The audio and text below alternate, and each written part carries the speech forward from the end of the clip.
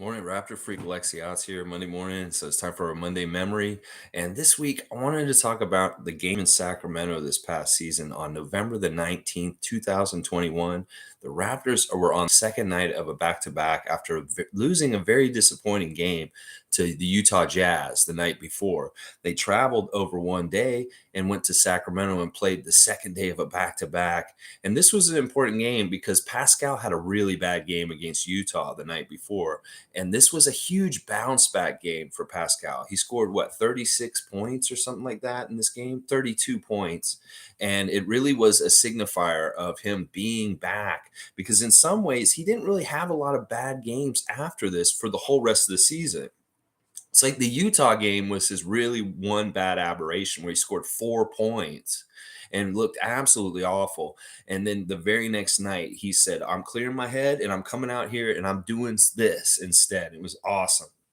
Tom Dukeson, good Monday to you. Let's all have a fantastic week. Power of suggestion, my friend. Yes, Pascal is awesome. Yes, Tom Duke, I love it. There's a little bit of weirdness going on this weekend with the tweets that the Knicks fans are putting out about Julius Randle working out in the gym, and then they show a picture of Pascal on the beach where he is, saying that this is off seasons are different for different people, and it's hilarious because they're trying to say that Pascal's lazy because he's out at the beach right now. But they don't understand that even though he's in a very sunny locale with lots of beaches, this man's working out also. I'll bet you money that, his lessons from the lockdown season, he learned from staying out of shape and not being active and doing things. Well, he's definitely taking care of his body and staying in shape, even though he's at the beach. Trust me, New York Knicks Nation.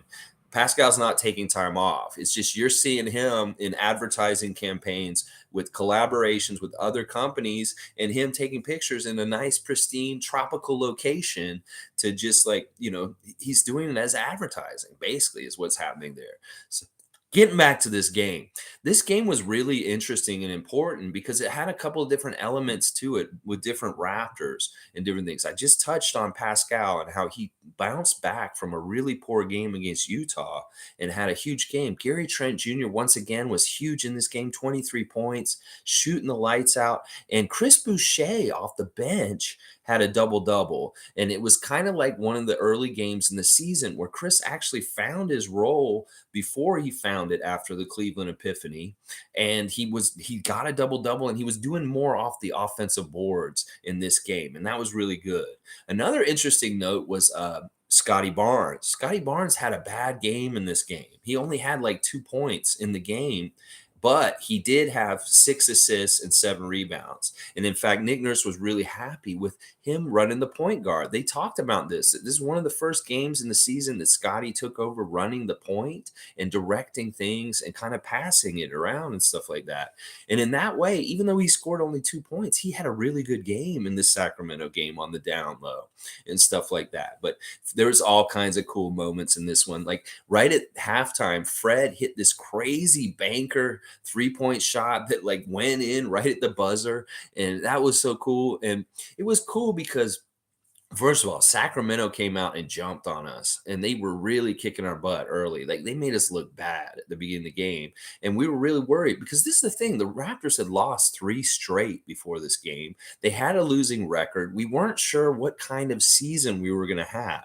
And this was one of those moments that we had during the season. We had a couple of these moments where it was like, what are you going to be, Raptors? Are you going to be this losing team and take what's happening to you? Or are you going to show up and do something about it? And they did something about it on this day.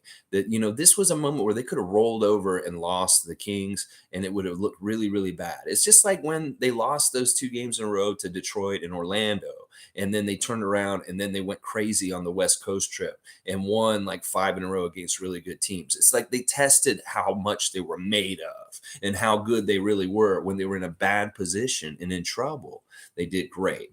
Same thing with the game against Detroit, and then the game that very next day against Milwaukee, where Bobby Portis got in our faces and we ended up beating Milwaukee on their home court. These were moments that tested the mettle of the Toronto Raptors team this past year, and the Sacramento game was a sign of life for them to be like, no, we're not going to take it like this. And we're going to be like trying. Svi was really good in this game also. This was one of these games where Svi was off the bench and he actually was contributing off the bench, hitting a couple threes and stuff. He was still very helpful at that time. And Precious didn't have that good of a game in this game. OG had gone out with his hip pointer, so he wasn't available in this game. And, Kem Birch had 10 points, 9 rebounds starting with 4 steals. Like there was a lot of good contributions all around by different Raptors in different places. And I was just really happy about it. And what happened was, and this happens, seems to happen at least once a year for the Raptors, they got the coach of the Kings fired after this game. That we beat them so bad and the Kings looked so inept that the Sacramento fired Luke Walton the next day after this game. And it's just kind of the Raptor factor. They downgrade us. They don't think we're that good. And then when a team loses to us, it looks really bad. And then they overreact and fire someone. Well, maybe Luke Walton did deserve to get fired at this point, but that was the last straw. You lost to the Raptors, who were a losing team at that time. Little did they know they would become a playoff team by the end of the season. But yeah, I just want to celebrate this great game. November 19th, 2021, when the Raptors were on the second night of a back-to-back, and they played the Utah Jazz the night before and lost badly to them, and then they turned around and blew out the Sacramento Kings the next night. Now, just general news and notes about things that are going on. Of course, game 2 of the finals played last night in Golden State, and the Warriors took care of business last night. Really, really good job of them, not letting them come back in any kind of way. Jason Tatum was really bad last night. He had a minus 36 for the game. That's absolutely one of the worst plus minuses in the history of the NBA Finals. And it was weird because it wasn't Klay Thompson that was kind of carrying the water with Steph Curry. In fact, Klay was very cold last night. It was really more Jordan Poole late in the game showing up big time. And then also, I cannot understate Kevon Looney being 6 for 6 from the field and getting a lot of rebounds also. He was a huge factor for them, and they may not talk enough about Kevon Looney today. But also really great contributions from people like Gary Payton II, Wiggins. Wiggins was pretty good last night also. And then once again, there's a whole controversy about Draymond Green and whether he deserved the second technical at some point in the game. They don't foul him out. It was a similar thing to what I was complaining about a couple weeks ago, where the refs were kind of letting Draymond get away with a lot and not calling a second technical on him, which would throw him out of the game. It's really weird how they're doing this. And in fact, on the broadcast, somebody actually said that they will protect certain players from getting thrown out of the games. Like an official on the broadcast said that. So they're admitting that they do this. This is really bad, NBA. You guys got to stop having tiers of how you treat certain players. You need to treat everybody uniformly all the way through, because it makes your league look rigged.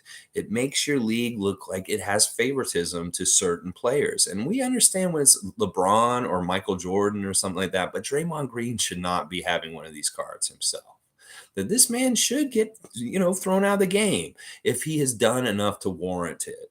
And I'm sure Boston fans love me saying this today, but I agree with this. I'm rooting for Warriors, but I don't think that it's fair how they treat Draymond. I think that Draymond is getting a golden boy treatment as a defensive player, and that's really strange to me. But yeah, I'm so glad that Golden State didn't lose, because if this series would be over if Boston won the first 2 games in Golden State and they're going back to Boston. So we need a series. We need this to actually have some games and played instead of just a smash. Boom, the Celtics win. So Tom Duke's saying that Kings game was around the time Fred VanVleet was winning games for us.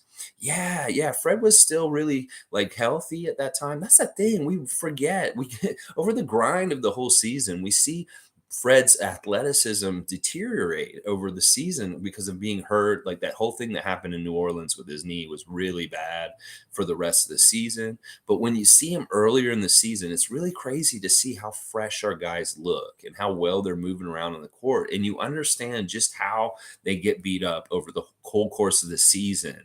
And then you understand why they may look a little different at the end of the season than they did in November, like the game I'm talking about today.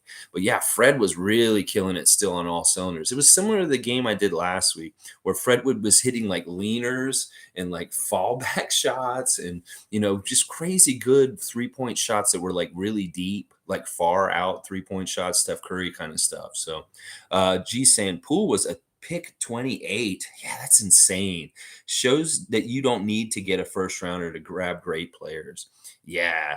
And then part of it is also like, once again, it's the system, it's the team that you go to. Like, if he went to other teams, like if he was on Sacramento, he probably would not be getting any kind of like recognition or growth with his game. That, it's sometimes the franchise that, like Toronto, Golden State, we are teams that can get more out of young players just because of the functionality and the goodness of in our things and stuff like that. But this is a good point that, anybody who says we need to tank or anybody who says lottery picks are what you need, no, you don't need lottery picks. And we've proven that as a team, as has Golden State in a lot of cases also. I think it's also funny. There's a meme today, the one with the boyfriend and the girlfriend and the guy's looking back at the other girl and the other girl's like mad at him. This is a very famous meme. Well, there's a meme today, this morning, of Steph Curry being the boyfriend staring at Jordan Poole, with Klay Thompson being the girlfriend who's mad at him for staring. It's so funny, but it's kind of true. It's like Klay did not show up last night. He could not hit anything in the first half. He finally started doing a little bit in the second half, but it was really Jordan Poole who was really carrying the water with Steph Curry for most of the game. Let's see. Tom Duke saying Curry really is unreal. He's aged better than Green and Thompson. What a pool party last night. Pool party. Yes, it's summertime. It's the summer. Woo! Pool party. Yeah, Curry. Well, I think that it's partly that Curry's game kind of translates as he gets older, because some of the stuff that he's been doing along his career has been just savvy, kind of like outsmarting other players when they're guarding him. Like, oh, you're going to leave me this much open? Well, boom, I'm going to hit that.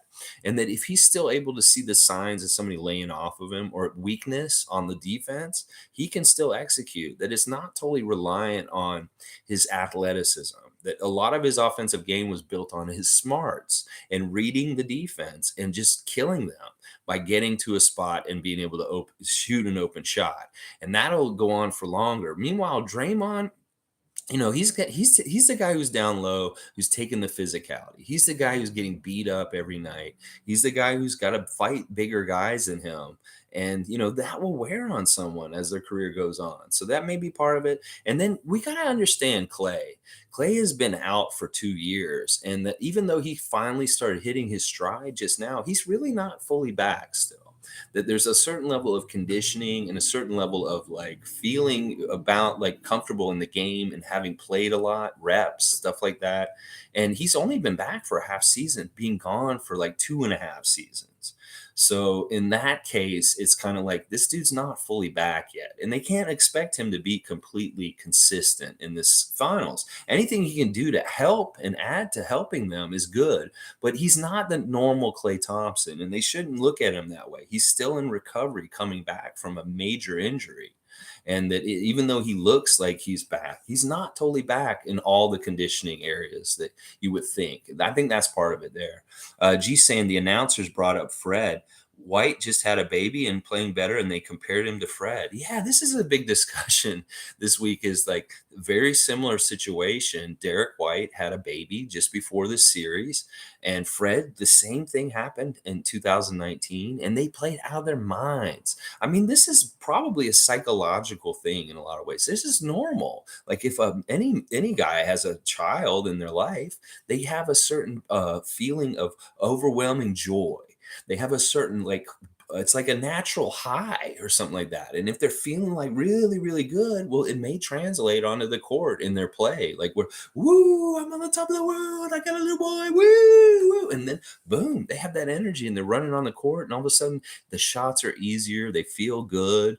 They, maybe I know with Fred, part of it was that he was worried about the birth. Like he wanted it to go safely for Shante, and he wanted it to be safe for his son and everything. And that it's really like when it's leading up to it, there's a lot of tenseness, there's a lot of stress. And that may have been part of the reason why Fred didn't do so well in the earlier rounds of our 2019 championship run. That once the baby came out, he was healthy, everybody was fine. It was like, yes, yes. And then he could breathe a sigh of relief. Add that to the high of having a new son, and boom, that's the phenomenon. So I wonder if more players are going to game the thing to have this happen, since they're seeing the effect with Derek White this year, the same thing that Fred. And that's interesting that the announcers did talk about this, because there's probably some very scientific reasons why this happens, and that this is probably something that could be used by people if they really wanted to figure out, ovulation and timetables and stuff like that, to try and game for certain years. It's like I'm just saying, I don't know. All right, let's see. Tom Duke saying missed that about White. Makes sense. And happy is sinking shots instead of Tatum. Tatum started really well last night. He seemed like he was going to have this bounce back game that, like, everybody's talking about. He was Jason Tatum going to have his classic game two bounce back. They kept hyping it like that. That's such bullshit. This is like them manufacturing a legend before the legend's earned. And we saw the reality of it, that the man had an absolutely piss poor plus minus right in this game. It's like minus 36. And I think that they're saying that is actually like one of the worst minuses in a NBA game, finals game ever in the history of the NBA. That, it's like they're gonna build this guy's legend because they want to for money reasons. But why honestly, if they put the whole backing behind Jaylen Brown instead, I could respect it more. I just feel like Tatum is just getting too much handed to him. And another big factor was that Al Horford was absolutely nothing last night offensively. He was 1 for 4 with 2 points, and he was really, really important for them in the game one victory. That having him not show up for game two really, really hurt Boston. And then once again, Marcus Smart, he didn't do anything either. He had like 2 points also, and 2 points from Robert Williams. That's 6 points from three starters for the Celtics. That's really, really bad. That's really bad. And they're not going to be able to win if they're not getting production from some of their other guys. And that was the difference. Golden State was getting production from all kinds of different dudes. Otto Porter Jr. came in and did some solid stuff. They had, once again, Gary Payton II was in there doing some solid things and stuff like that. So that's the thing. Celtics didn't have enough people contributing to put enough water in the jug to keep up with Golden State. And I hope that this is what we're going to see more of with this series. That Golden State has gotten their wake up call in the first game, that they need to really play like a crazy high level to take care of the Celtics and continue to do that. Hey, it's Monique. What's up, Monique? Super fan Monique. Always one of my favorite Raptor freaks in the world today. Just talking about the finals game last night, which the Warriors evened up the series, and then also talking about Sacramento game this past season, November the 19th, 2021, when the Raptors beat the Kings in Sacramento. Pascal Siakam had a bounce back game from a bad game in Utah the night before, and then Luke Walton got fired as the coach of the Kings a couple days after this game, because the Raptors were a losing team at this time. They had a losing record, and we got on the right side of the victory. And we started really rolling at a certain point in a couple weeks from this. Tom Duke saying good morning also. Yeah, I don't know how much more there is to talk about. Obviously, there's this more and more noise about Brittany Griner because of the spotlight that the Celtics and different people are putting on it. There's a lot more talk about gun violence and trying to stop it. And there, listen, all right, this is a subject that's come up recently, that, some people get really angry when musicians, when sports athletes, when teams get political. They say, shut up and dribble, shut up and play, shut up. I hate that attitude, because listen, when people tell athletes to shut up and stop talking about politics, they're a part of the problem. That's part of the status quo that wants to shut up activism, that wants to shut up people that have influence to make good progressive change. And I'm sick of it. Everybody who tells the Raptors to stop being political, you can go fuck yourself. Because listen, it's important. They're leaders in our community. And if we don't have good political leaders, like as far as leadership in politics, we better have leaders somewhere else. And that leadership through sports can be very, very powerful and good. And, people that say that you shouldn't be talking about Black Lives Matter, you shouldn't be talking about gun violence, stuff like that, you guys are part of the problem. that you are worse. You're worse. You're bad because you shouldn't be doing that. You shouldn't be dissuading people from using their influence for trying to make the world a better place. That you are part of the problem with the election last week. That your attitude is the apathy that made most of Ontario not vote. And that we want you to shut the fuck up yourselves. Like, if you don't want to talk about politics or see politics and stuff like that, just tune out to it. But don't come down on organizations like the Toronto Raptors for trying to make a difference for the positive. And that you are part of the problem if you poo poo it and you tell somebody shut up and dribble. All right, that is what I'll say about that. Yeah. G saying Clay didn't shoot well, but his defense was important. Okay. Yeah. Well, if they can contribute in any kind of way, that's good. He didn't shoot well early, but he did make some later, which was really good by the end of the game. They needed him to show something, which was something that none of those Celtics guys that I mentioned, like if you look at their box score, only three Celtics got double digits last night. And that was the key guys, Tatum and Brown, and then Derek White. And then nobody else even got 8 points, it looks like. It's like everybody's like 2, 3, 4, 6, and that's it. And then on the other side, you see there's 1, 2, 3, 4, 5 guys who got double digits. And that's a big part of the difference right there in the 20 points, pretty much where they didn't score. And Boston didn't come up. And I'm so glad that they blew them out. They didn't let them come back in the fourth quarter because that would have been really, really bad and stuff like that, because that would have shown a similar pattern to the first game. And that would have been really dismaying for Dub Nation, stuff like that. So hopefully they can build on this. And, once again, next game's not till Wednesday. It's like, oh my gosh, how much time do we need in between things? But it's very interesting. If they do go to a game seven will once again be played on Father's Day. That is scheduled for the 19th. And that also means, that we will definitely only have this week as trivia and tomorrow. And then also next Tuesday will be the final one, probably. So only 2 more weeks of Raptor Freak Trivia season 1. And tomorrow it's going to be about our finals appearance with the Golden State Warriors. So there's a little tip for the area of study for tomorrow, guys, is that the questions will be about the Raptors playing in the finals against the Golden State Warriors in 2019. So, all right, let's see. Tom Duke saying, did you like Nick Nurse on Colin Cowherd? I haven't watched it. What did he say? I mean, I'm pretty sure he's probably talking about Team Canada. He's probably talking a bit about the Raptors and what they're trying to do with their team. Tell him if there's anything important that Nick Nurse said and you want to bring it up here, I'll react to it. But I haven't watched the clip. I don't like Colin Cowherd, so it wouldn't be in my realm of seeing. It's so good in the full interview. All right, I'll find it on YouTube and I'll watch it after this. So I'll be more informed and maybe I can opine about it tomorrow. But yeah, right now he's saying he's staying in Toronto. Okay, Nick Nurse is saying he's staying in Toronto. Yeah, that was the stuff about like questions about the Laker job and that kind of stuff. And he's basically saying, I think what I remember him saying is that it's a great city, it's great fans, it's a great organization. Why would I want to go anywhere else? Is basically what he was saying from what I remember. Let's see, G saying the one major thing I noticed is they let Draymond get away with a ton of illegal screens. Yeah, there's that. And then there's just like I said before, he can show up the refs. Like he can talk to the refs way more than other players can. Like he gets away with way more verbally. And maybe he's not crossing the line with exactly what he's saying, but it looks on TV like he's showing them up just from body language. He may not be saying cuss words or saying exactly what would get him thrown out, but the way it looks is like this dude can go off on them.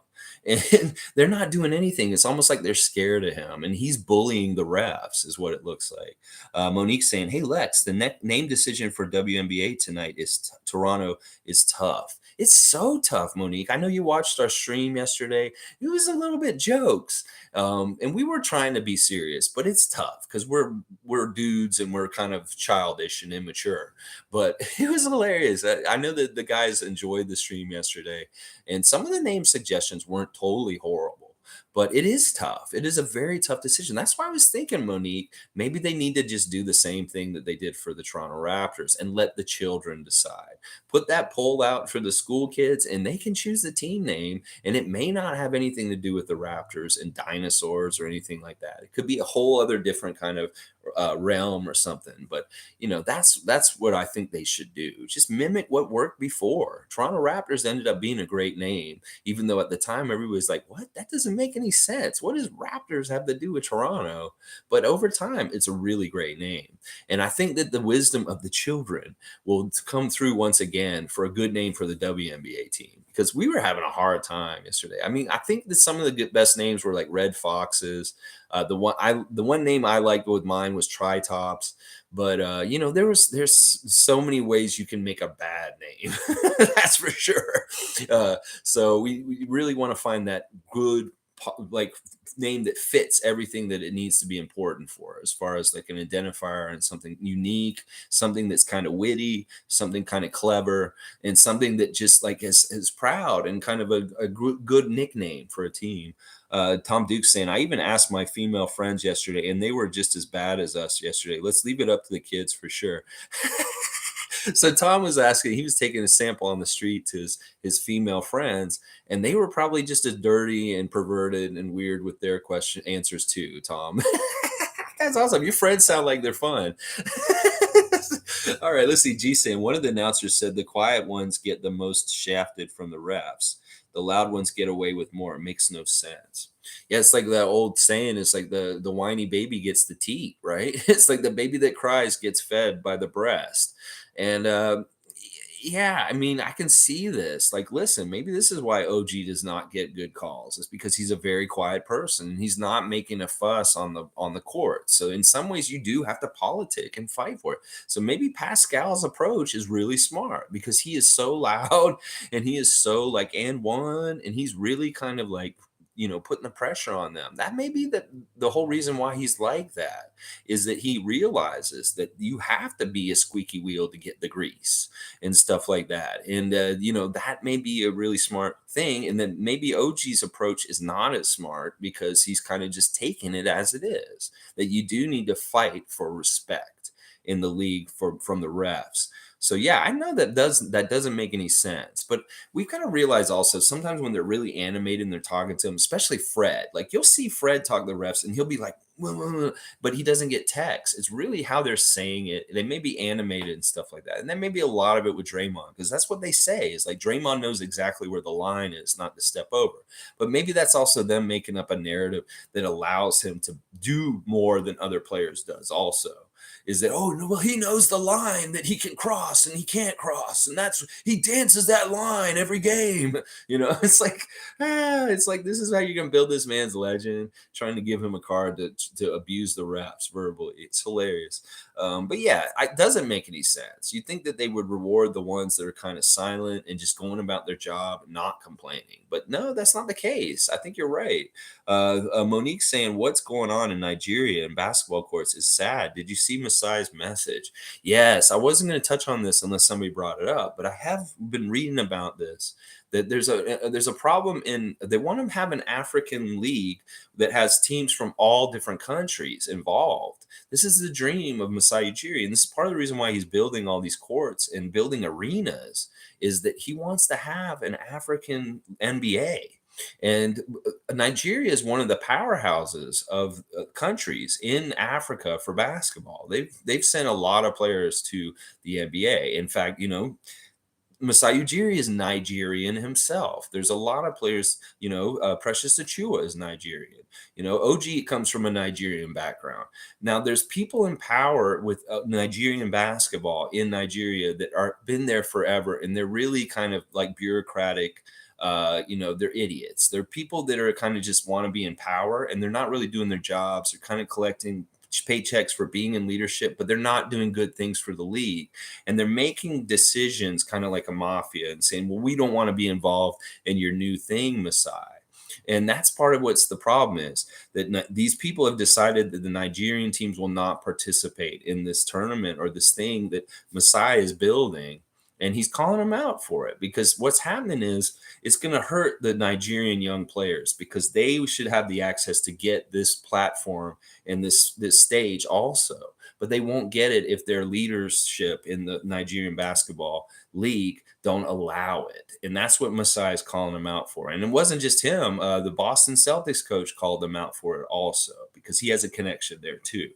And it is bad. It's really bad. You want to allow more opportunity and access for young players to get more spotlight and be out there. And that's not what they're doing. They're hurting their own players, is what these leadership are. And that's what Masai is calling for them to all step down.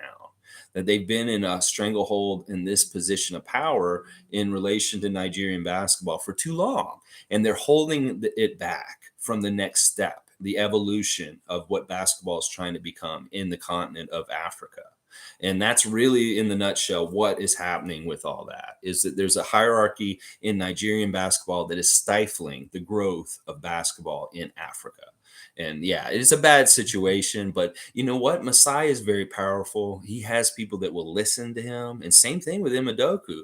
So these people speaking out about this will hopefully make some sort of change. And who knows? There may be some upheaval. Maybe some people will be stepping down, and that things will change, at least maybe get better for the next round of things, but maybe not this time. Because activism in sports is really important. People like Muhammad Ali, Jesse Owens, these things are very, very important to help signify change and things happening.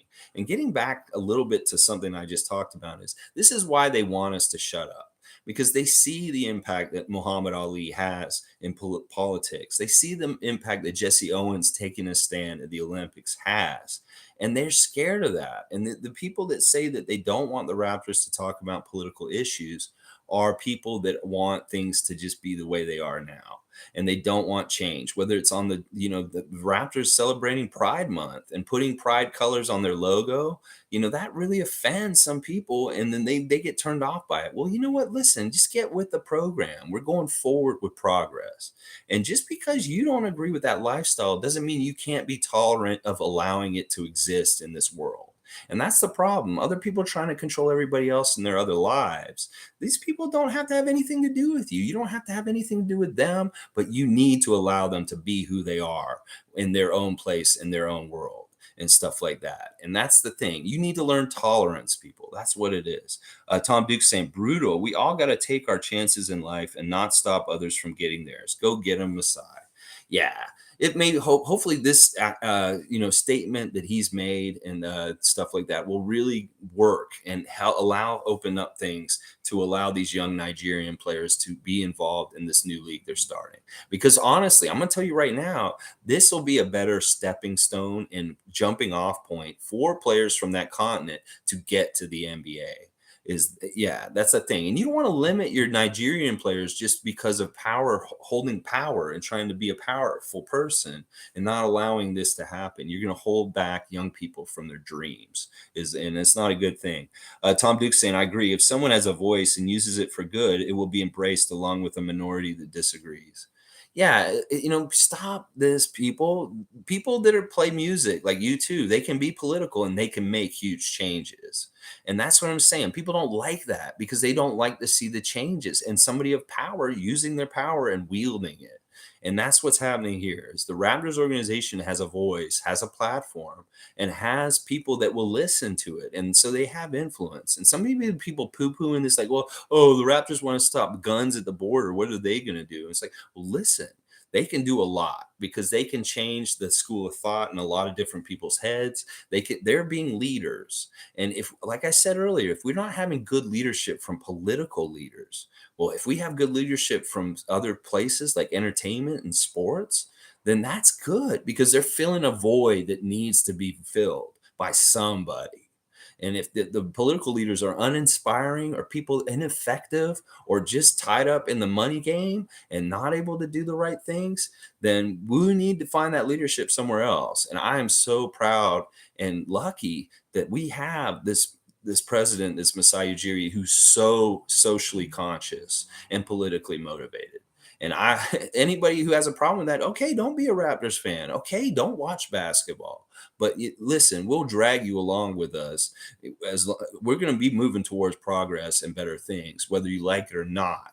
And, I say get on board with us and start coming with us instead of holding us back, is what I say. All right, let's see. Monique's saying Chris Boucher is definitely following the CBL now. So good to see on his Instagram. Yeah, he posted once again. He's a big fan of Montreal Alliance. That's obvious. I think the man's been to every single one of their games so far.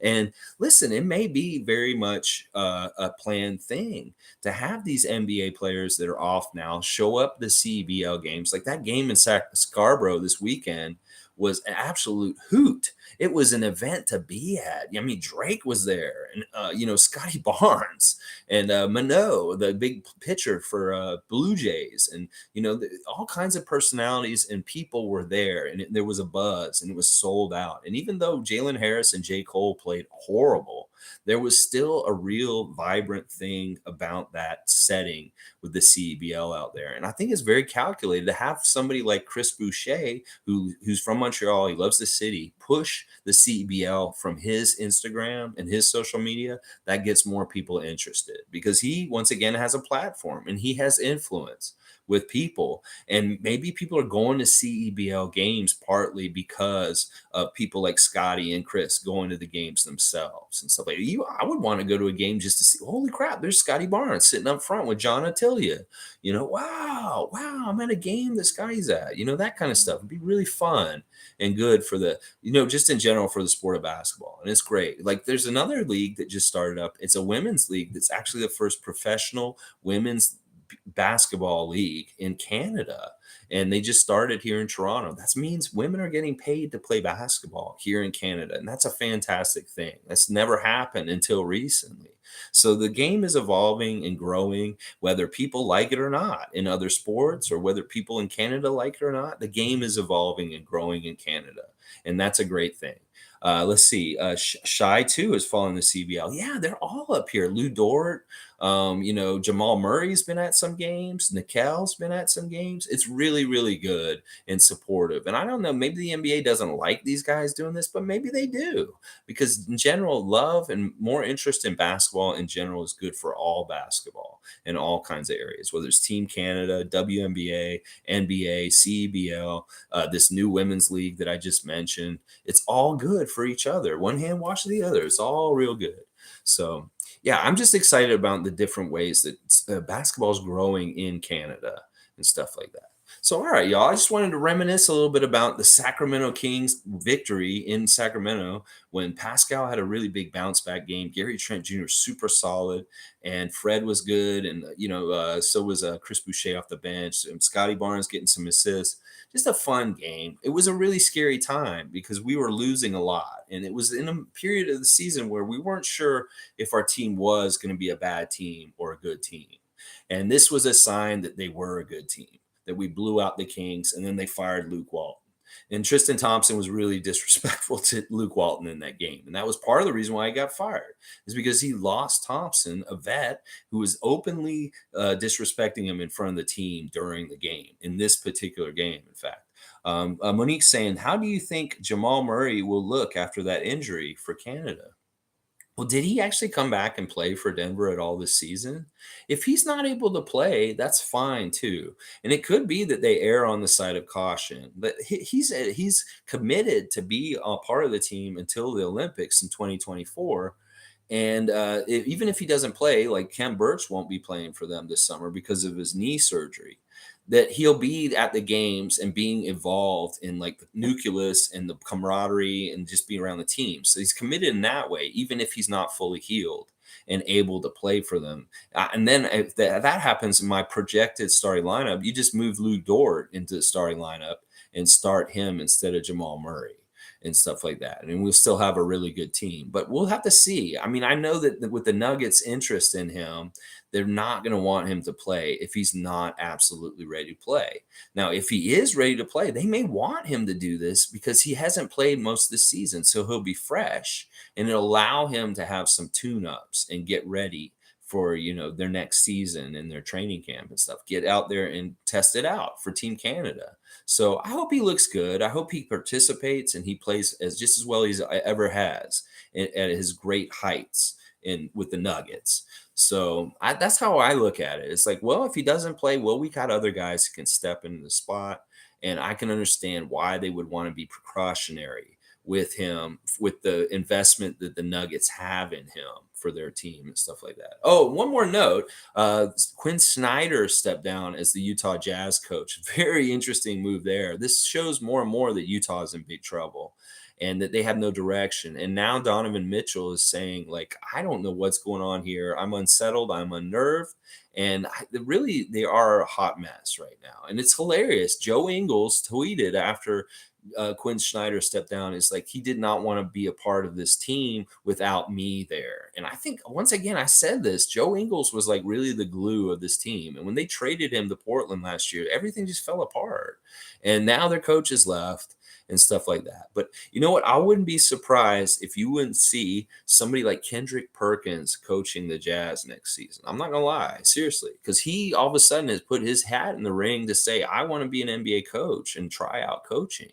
So who we could see Kendrick Perkins possibly coaching either Charlotte or Utah or something like that, because he's putting his hat in the ring to be an NBA coach all of a sudden, he said.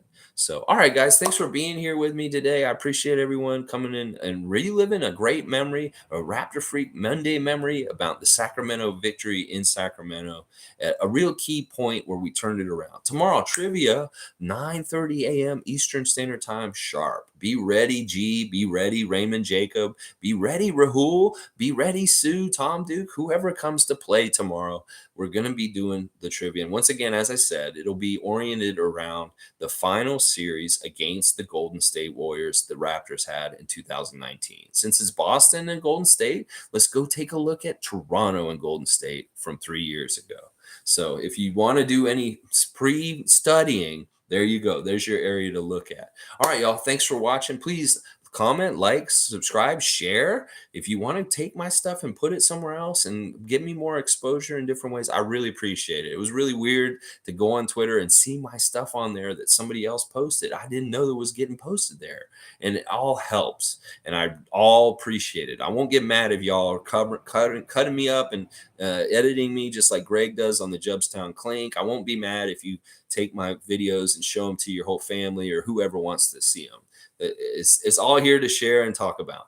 All right, let's go Raptors. And I'll see y'all tomorrow for the trivia. And Wednesday's going to be weird. I have not figured out what Wednesday's going to be. It may be a very, very strange Wednesday this week. Let's just say it may be a weird Wednesday.